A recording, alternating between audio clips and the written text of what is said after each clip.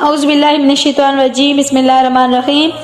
آج ہم سورہ بقرہ کی آیت نمبر 122 اور 123 کا لفظی ترجمہ پڑھتے ہیں۔ شروع کرتے ہیں بسم اللہ الرحمن الرحیم۔ واتقوا اور ڈرو، یومن اس دن سے، لا تجزی نہ بدلہ ہوگا، نفسن کوئی شخص، ان نفسن کسی شخص کے، شیئن کچھ بھی، ولا اور نہ، یقبلو قبول کیا جائے گا، منہا اس سے، عدلن کوئی معاوضہ، ولا اور نہ، تنفعوہا اسے نفع دے گی، شفاعتن کوئی سفارش، ولا اور نہ، ہم وہ، ینصرون وہ مدد کیے جائیں گے۔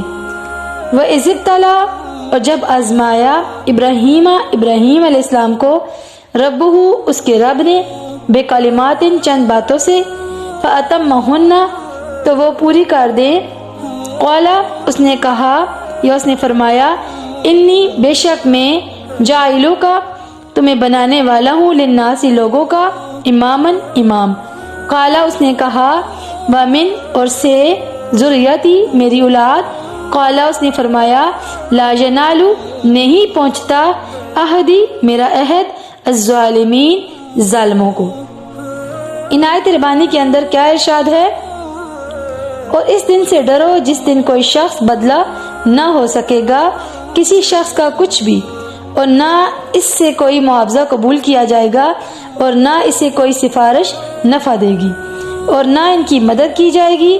اور جب ابراہیم علیہ السلام کو ان کے رب نے چند باتوں سے آزمایا تو انہوں نے وہ پوری کر دی۔